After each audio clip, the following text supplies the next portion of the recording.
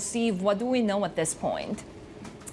Well, we do know that these new rules, according to sources, again, the Biden administration and the Commerce Department have not confirmed these reports, but essentially that these new rules will be announced perhaps as early as this week to essentially strengthen the export restrictions that the United States has on, essentially formalize or codify some of these export restrictions on advanced semiconductors in areas that China obviously wants to dominate in the world, and that is in supercomputing and in AI. And of course, they would like to go up the value chain in higher than or better than 14 nanometer technology on chips. So these new rules will help strengthen those export restrictions. It includes formalizing export restrictions on tech that makes those advanced semiconductors, also prohibits the sale of tools for logic and memory chip production in China, and also will restrict access to chips used in supercomputing and artificial intelligence. Again, we had those rules last month, I believe it was in early September.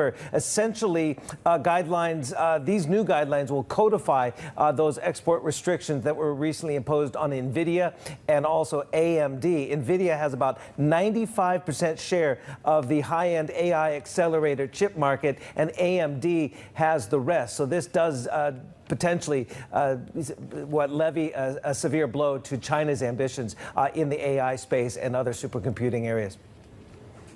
So, Steve, how different or tougher are these new rules than what's currently in place?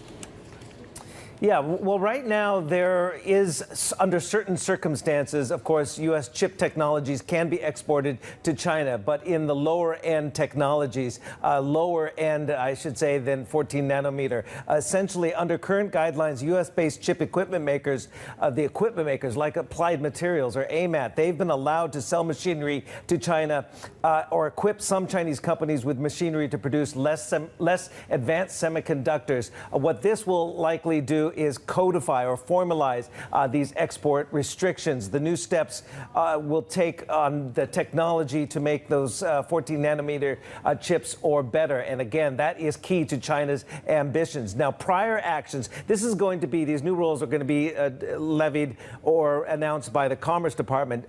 Previous steps that have been made by members of Congress, they've really taken action on national security grounds like Huawei. This potentially by the Commerce Department would essentially formalize the governing of these export restrictions on advanced technologies. So we'll have to see what's in the proof will be in the pudding in the wording of these new rules, but it'll be interesting to see later this week if and when they do announce them. The Commerce Department does.